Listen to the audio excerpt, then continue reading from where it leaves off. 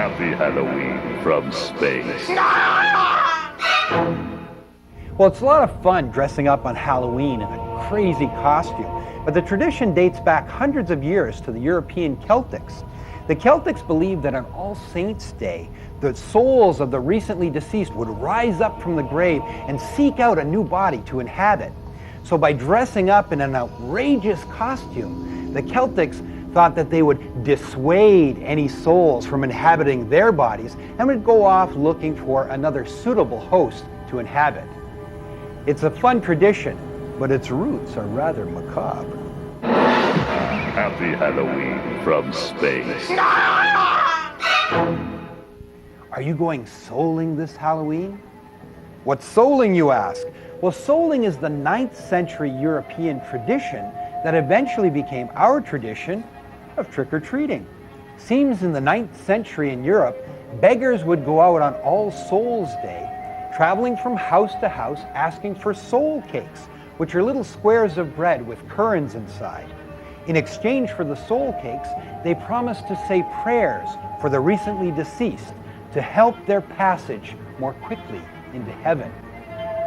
Souling, or trick-or-treating. Just be sure to check through the candies when you're done. You never know if there's going to be some souls mixed in with the goodies. Happy Halloween from space. It's a funny thing, that. A candle inside a pumpkin. The tradition dates back to the Irish folktale about Jack, the trickster. It seems Jack tricked the devil up into a tree and then trapped them there by carving crosses on the tree trunk. When Jack died, they wouldn't let him into heaven because he was such a trickster. And they wouldn't let him into hell either because he had tricked the devil. But the devil gave him a single ember to light his way through the darkness, and he put it in a hollowed out turnip because it lasted longer that way. And when the Irish settlers came to North America, they found that pumpkins were far more plentiful than turnips, and so they used hollowed out pumpkins instead of turnips for their jack-o'-lanterns. Happy Halloween from space.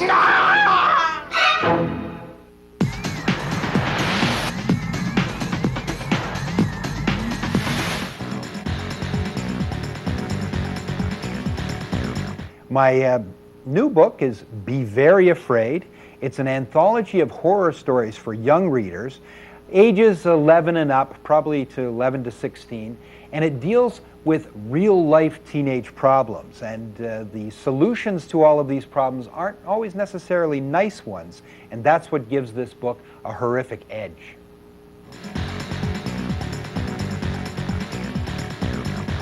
The central themes I wanted to deal with are basically the real-life, everyday problems of teenagers. You know, as adults, we don't think of these things, but teenagers have problems that they have to deal with every day. You know, like trying smoking for the first time, or maybe alcohol abuse, or meeting a stranger on the internet and all the trouble that that could cause. And those are the kinds of things that I wanted to deal with, and I think the book handles a wide range of those kind of problems very well. Horror is very powerful in the teenage years because teenagers are going through all kinds of changes. Hormones are raging, their bodies are going through changes, they're trying to fit in, and they're trying to think where they're going to fit in the future.